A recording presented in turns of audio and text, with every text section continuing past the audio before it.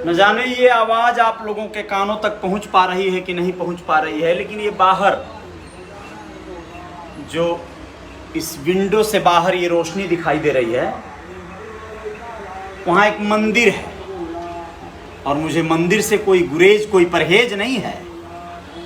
बस ये बताना था कि घंटों पहले से वहाँ पता नहीं कौन सा भजन, कौन सी आरती, कौन सा जगराता हो रहा है कि उसकी आवाज़ हमें बहुत ज़्यादा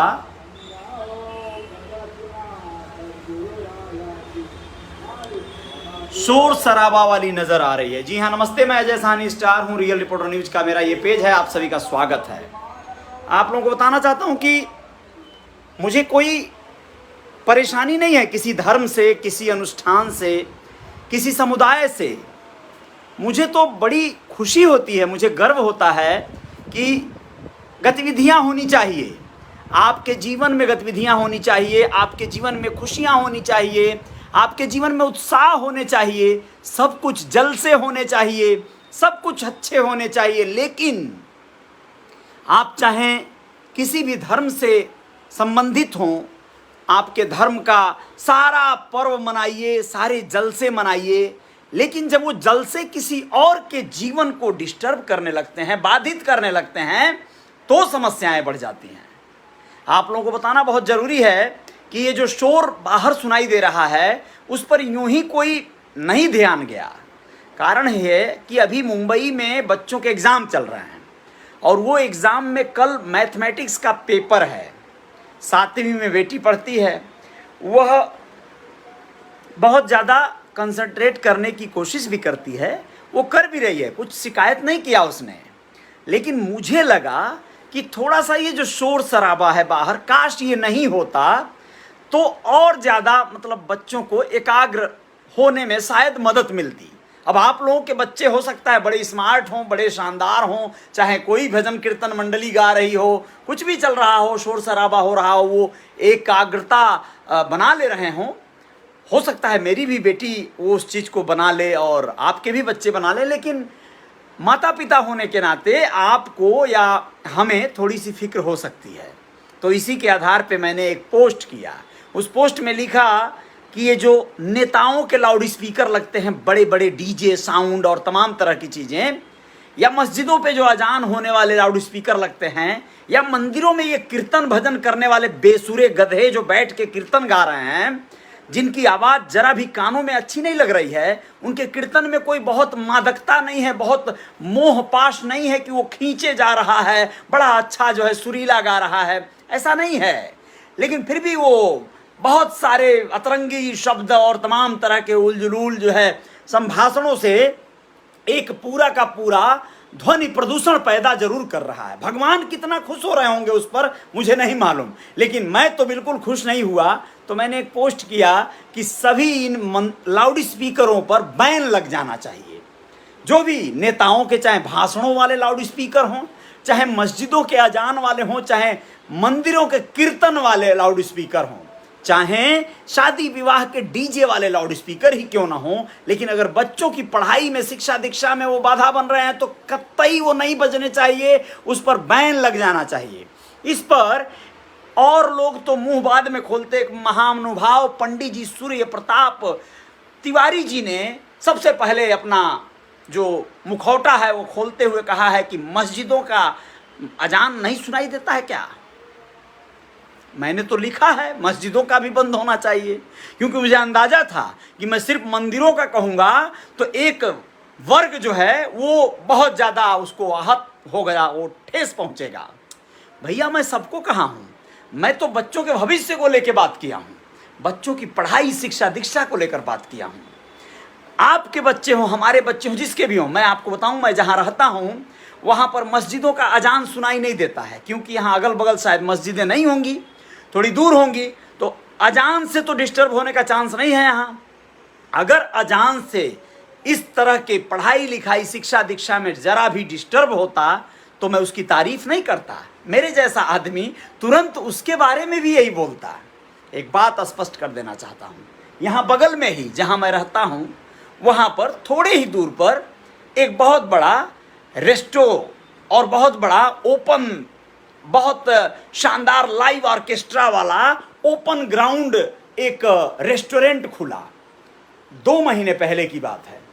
वहां पर जैसे एक होता है ना कि शुरुआत में ही कुछ लोग होते हैं जो अपने बिजनेस व्यवसाय को बढ़ाने के लिए, अपने कार्य को बहुत ज्यादा तूफानी एक वो देने के लिए, रफ्तार देने के लिए बड़ी तेजी से उतरते हैं मैदान में, और बड़ी तेजी से वो अपने प्रचार प्रमोशन और सारी चीजें करते हैं, और बड़ी तेजी से ही वो फिर गायब भी हो जाते हैं। तो ये जो रेस्टोरेंट था, यहाँ पे लाइव ऑर्केस्ट्रा और ओपन ऑर्केस्ट्रा, यानी उसके ऊपर छत नहीं है, खुला ग्राउंड है वो। वहां पर जो भी गतिविधियां हो रही हैं खाने की पीने की, वो खुले आसमान के नीचे हो रही हैं। बड़ा अच्छा कॉन्सेप्ट था ये, लेकिन उसका एक कॉन्सेप्ट उस पर भारी पड़ गया। मुझे लगता है कि अब वहां पे मक्खियां भी शायद नहीं फटकती हैं, या वहां पे वो रौनक नहीं रह गई है। मुझे तो लग रहा है कि वो बंद हो गया है। और कसम से बोल रहा हूं, ये जो टाइम होता है, 1 हफ्ता तक हम लोगों ने नोटिस किया कि ये शाम को 6 बजे से शुरू हो रहा है, रात को 10 बजे तक हाई लाउड स्पीकर में डीजे पर ये लोग अलग अलग तरह के लाइव गाने वाले सिंगर, नौसिखिया सिंगर, कुछ पुराने सिंगर बटोर के ये लाइव ऑर्केस्ट्रा चला रहा है। आप लोगों को बताना चाहूंगा कि उसके साथ जाकर हमें कुछ वहां से लाइव होना या ऑब्जेक्शन करना, ज़्यादा मुझे एक तरह से मैं हिम्मत नहीं जुटा पाया। कारण वो जिन लोगों का था, वो लोग गुंडे मवाली टाइप के लगते हैं। ऐसा जो साउथ की फिल्मों में जो गुंडे दिखते हैं ना, वो बड़े बड़े गुंडे जो है, खतरनाक वाले गुंडे जो बाउंसर रख के चलते हैं, तो ऐसा लग रहा था कि इसके गुंडे जो है ये लोग बुरा मान जाएंगे अगर इन लोगों की कुछ बुराइयां दिखाई गई तो, और इन लोगों को ऑड लगेगा। और ये अपनी गुंडई और रसूख के दम पर ही इस तरह की बदमाशियां कर रहे हैं। जहां पर चारों ओर रिहायशी बिल्डिंगें हैं, उनके बीच में ये ओपन ऑर्केस्ट्रा चला रहा है, और प्रतिदिन चला रहा है। इससे तो पढ़ाई लिखाई में बहुत बाधा पड़ेगी। बच्चों के एग्जाम आ रहे हैं, हाई स्कूल का एग्जाम अभी फिनिश हुआ है यहाँ पर। और आप लोगों को बताएं कि ऐसे में कैसे कोई माता पिता या सोसाइटी इन लोगों को कितना दिन तक चलने देगी। इस पर तो बहुत जल्दी रुकावट और बाधा आ जाएगी, बहुत जल्दी ये बैन हो जाएगा, ये रुक जाएगा। देख लेना, मैं अपने घर में ये बात कहता था कि देख लेना, बहुत जल्दी इस पर ऑब्जेक्शन हो जाएगा, क्योंकि ये सटीक तरीका नहीं है। इस तरह से आप सोसाइटियों के बीच में कोई भी ऑर्केस्ट्रा वाला या बहुत ही ज़्यादा हाई साउंड वाला डीजे लगाकर आप अपना होटल नहीं चला सकते। आप भले 10 बजे के पहले बंद कर लेते हैं, लेकिन इस तरह का जो डिस्टर्ब करे बच्चों के पढ़ाई लिखाई का, वही टाइम है भाई। शाम को वो लोग बैठते हैं, 10 बजे तक खाना पीना खा के वो सो जाते हैं, तो तब तक तुम अपना डीजे चला रहे हो, अपना ऑर्केस्ट्रा चला रहे हो। उसके बाद वो सुबह जाके एग्जाम में क्या लिखेंगे? जो तुम गाना उनको सुनाए वो वही लिखेंगे वो लोग। और मैं तो कहता हूँ, बच्चों के मन मस्तिष्क में सोचिए, उनको कोई प्रॉब्लम नहीं शायद होगी। प्रॉब्लम क्या होगी? उनको तो कारण मिल जाएगा, गाना तो उनको अच्छा लगेगा। लेकिन आप सोचिए कि जो पढ़ाकू बच्चे हैं, जिन लोगों ने 1 साल मेहनत किया है, और परीक्षा के ठीक पहले उनको डीजे का साउंड सुना कर उनकी जो फिर से रिवीजन करना पड़ रहा है, तो क्या वो बर्दाश्त करेंगे? मेरी बेटी तो बिल्कुल बर्दाश्त नहीं करेगी। बहुत सारी उसने ऑब्जेक्शन जताए। मैंने कहा कोई बात नहीं बेटा, ये देख लेना, ये बहुत जल्दी इसका होटल, रेस्टोरेंट, ये ऑर्केस्ट्रा, डीजे सब बंद हो जाएगा, क्योंकि इसे बंद करना ही पड़ेगा। क्योंकि यहाँ सरकार या यहाँ की प्रशासन, पुलिस, इसको कोई ना कोई तो कंप्लेन करेगा जरूर, क्योंकि ये सही नहीं है। ये तो एकदम मानवता के खिलाफ है, ये तो बहुत गलत है। और आप लोग बिलीव करिए, इस समय वहां पर मक्खियां भी नहीं फटक रही हैं मेरे भाई। पता नहीं क्या हो गया, किसकी नजर लग गई, क्या हो गया। डीजे छोड़िए, वहां पे ग्राहक नहीं देखे जा रहे हैं। मैं आप लोगों को यह कहना चाहता हूं कि कोई भी काम करिए, जब अति हो जाएगी ना किसी काम की, जब अतिशयोक्ति हो जाएगी ना किसी काम की, तो उसको रोकने के लिए कुदरत काम करने लगेगी, ये यूनिवर्स सिस्टम काम करने लगेगा। और वही होता है, हर किसी के साथ ये होना है। जब आपकी बौखलाहट बहुत ज्यादा बढ़ जाएगी तो भी यूनिवर्स काम करेगा। जब आपका आतंक बहुत बढ़ जाएगा, यूनिवर्स काम करेगा। जब मेरा आतंक बढ़ जाएगा तो यूनिवर्स काम करेगा। मेरी भी आवाज बंद हो जाएगी। मैं अगर गलत करूंगा बहुत समय तक तो मेरी भी आवाज चली जाएगी या उस पर बैन लग जाएगा, इसमें कोई संदेह नहीं है। और अगर ऐसा मैं कर रहा हूं तो मैं इस कुदरत से कह रहा हूं, साक्षात अगर मेरी आवाज से, मेरी बातों से, मेरे विचारों से कोई आहत हो रहा हो, इस समाज को क्षति पहुंच रही हो तो यकीनन इसे बंद हो जाना चाहिए। लेकिन ऐसा होगा नहीं, क्योंकि मेरी आवाज से, मेरी बातों से इस समाज को क्षति पहुंच नहीं सकता है। मैं विश्वास के साथ कह रहा हूं, मेरा क्षति पहुंचाने वाला स्वभाव नहीं है। शादी विवाह में जो लोग डीजे बजाकर नाचते हैं, मुझे तो डीजे सबसे ज्यादा पसंद था। मैं तो प्रोग्राम करता हूं, मैं तो लाइव स्टेज शो करने वालों में से, लोगों में से रहा हूं। लेकिन मैं कभी भी किसी बच्चे का इम्तिहान चल रहा हो, एक बच्चे की बात नहीं कर रहा हूं, बहुत सारे बच्चों की बात कर रहा हूं, तो वहां पर मेरा स्टेज शो लगे और लाइव ऑर्केस्ट्रा लगे और साउंड बढ़े, चिल्लाए और मैं गाना गाऊं और बच्चों को पढ़ने में बाधा आए, ये मैं कभी नहीं कर सकता। ये मेरा स्वभाव नहीं है और मैं कभी भी सोच नहीं सकता। आप लोग भी ऐसा न सोचें। ये जो लोग भी हैं इस तरह के कीर्तन भजन करने वाले लोग, उन सबको भी कह रहा हूं, उनके घर में भी बच्चे होंगे, परिवार होंगे, अजान करने वाले, मस्जिदों में नमाज करने वाले सभी लोगों की बात कर रहा हूं। ये जो सुबह के टाइम और शाम के टाइम थोड़े देर के लिए अगर ये लोग लाउड स्पीकर बजा के अगर अपनी मस्जिदों से अजान या जो भी कर रहे हैं, थोड़े देर के लिए हो रहा है, तो ये एक बात माइंड समझ में आ रहा है कि भाई 5 मिनट बाद ये, 10 मिनट बाद ये बंद हो जाएगा।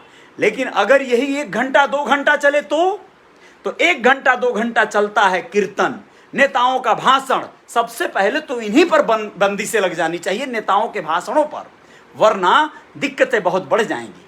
नेताओं के भाषण पे लाउड स्पीकर लगना ही नहीं चाहिए। उनको कम से कम छोटा साउंड देना चाहिए, जिससे कि अगल बगल की सोसाइटी में बस जितने दूर आबादी बैठी है उतने ही दूर सुने। दूसरों को आप भजन कैसे सुना सकते हैं? आप दूसरों की मीट की दुकान, मछली की दुकान, छोटे छोटे ठेले खोमचे पर जो है कोई अगर आपको नॉनवेज बेच रहा है, छोटी छोटी गुमतियों में कोई चिक जो है काट रहा है, अपने मटन बेच रहा है, तो उसकी दुकान बंद हो जानी चाहिए। और KFC और आपके मैकडॉनल्ड की दुकान नहीं बंद होनी चाहिए, जिसको बड़े बड़े रईस ज्यादा चला रहे हैं।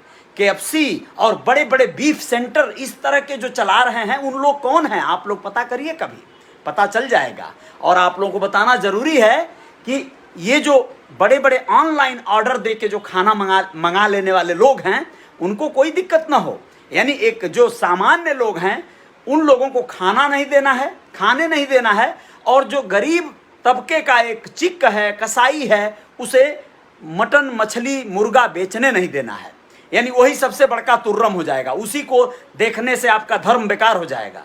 ये धर्म के उन्माद में हालात इतने बिगड़ते जा रहे हैं कि देखते ही देखते न जाने कौन सी आफत आ जाए। एक बात कल राहुल गांधी ने कह दिया था, उसको लेके न जाने कितने राष्ट्रवादी चैनल वालों ने क्या क्या तांडव मचाया था टेलीविजन चैनलों पर। कह दिया था कि चाइना भी वही हाल न कर दे जो आज रसिया यूक्रेन का कर रहा है। क्या बुरा कह दिया था? अगर यही हालत रहे, इसी तरह का घर के अंदर आप विद्रोही स्वभाव पैदा करते रहे लोगों में, तो यकीनन वो दिन आ जाएगा, यही होगा जो आज यूक्रेन में रूस कर रहा है। वही काल ऐसा न हो कि चाइना भारत में घुस कर दे। इस बात को राहुल गांधी ने कह दिया तो बड़ा गलत कर दिया, अपनी सेना पे शंका कर दिया। सेना पे गुरूर है हमें, लेकिन इन गद्दार नेताओं पर गुरूर नहीं है, जो इस देश को ही डिवाइड करने पर लगे हैं। देश की मजबूती एकता में है, लेकिन एकता को खंडित करने में जो लोग लगे हैं, जो पार्टियां लगी हैं, वो गद्दार हैं, वो गलत हैं। और यह बात हर किसी को समझ लेना चाहिए समय रहते, वरना जय जयकार नहीं होगी, बहुत बेकार हो जाएगा। बाकी राष्ट्र के खिलाफ और देश के खिलाफ कौन बोल सकता है? हम अपने देश के खिलाफ कतई नहीं है। हमारा तो स्वभाव वो है कि ये मेरे घर की मसले हैं, ये मेरे घर की बात है। हिंदू मुस्लिम जो भी हमारे घर में हो रहा है, हमारे देश में हो रहा है, वो हमारे घर की बात है। किसी बाहरी को इस पर कोई बात करने की ज़रूरत नहीं है। ऐसा इस देश का हर मुसलमान भी सोच लेगा और हर हिंदू सोच लेगा तो ज़्यादा बेहतर रहेगा। लेकिन घर की बात तब बाहर निकल जाती है दहलीज से, सीमाओं से बाहर, जब अतिशयोक्ति होता है किसी कार्य में। अतिशयोक्ति नहीं चाहिए। आप किसी का गला दबाकर उसे कोई चीज़ नहीं मनवा सकते। आस्था, विश्वास और सारी चीज़ें जो है वो बहुत ज़्यादा पोलाइटली तरीके से और समझा कर जो है मनवाया जा सकता है, या फिर अध्यादेश पारित करके। आप बन जाइए तानाशाह और तानाशाहों की तरह आदेश पारित कर दीजिए, एक धर्म को बहुत ऊपर कर दीजिए, बाकी धर्मों को बहुत नीचे कर दीजिए, खत्म कर दीजिए। जो भी हो, आप जो चाहें कर सकते हैं। जय जयकार जारी रहेगी। बहुत बहुत शुक्रिया, धन्यवाद आपका रंजीत कुमार जी, आभार आपका। जो भी दोस्त मित्र मुझे देख रहे हैं, धनंजय निषाद जी शुक्रिया आपका, धन्यवाद। और बंधु प्रसाद शुक्रिया, राजू निषाद कह रहे हैं जय जयकार जारी रहे, धन्यवाद भाई साहब। विलास शाह जी बहुत बहुत शुक्रिया, धन्यवाद आपका। महेश राय बहुत बहुत धन्यवाद। सुरेंद्र सहानी शुक्रिया, धन्यवाद। और डब्लू निषाद शुक्रिया, धन्यवाद आपका। मंतोष जी बहुत बहुत आभार। राजू सिंह कह रहे हैं अच्छी सोच, धन्यवाद आपका, बहुत बहुत शुक्रिया। संदीप कुमार निषाद, जय श्री राम, जय निषाद राज, बिल्कुल नहीं चलेगा संदीप निषाद जी, आज आप हो जाएंगे यहाँ ब्लॉक, कोई बात नहीं, शुक्रिया, धन्यवाद आपका। राजू निषाद जी बहुत बहुत धन्यवाद, शुक्रिया। संदीप कुमार निषाद ब्लॉक किए जाएंगे। अमन कुमार बहुत बहुत शुक्रिया। मोहन मिश्रा बहुत बहुत आभार। मुकेश पाल जी शुक्रिया, बहुत बहुत आभार। भूपेंद्र नाथ यादव शुक्रिया। साजिद इकबाल जी बहुत बहुत शुक्रिया। और गंगा पुत्र बलिराम साहनी, आपकी जय हो। आशीष साहनी कह रहे हैं मेरी जय की जरूरत नहीं है दोस्त, बस आप लोगों का प्यार स्नेह बना रहे। दिलीप सिसोदिया, जय श्री राम नहीं चलेगा दिलीप सिसोदिया, ब्लॉक हैं आप आज। यशवंत सहानी शुक्रिया, धन्यवाद आपका। करण निषाद शुक्रिया, बहुत बहुत धन्यवाद। जय श्री राम कर रहे हो दिलीप सिसोदिया, यहाँ पर जय श्री राम करने से बहुत आगे चले जाओगे क्या, ऊपर उठ जाओगे। जय श्री राम, राम को दिल में रखो, यहाँ दिमाग में रखो।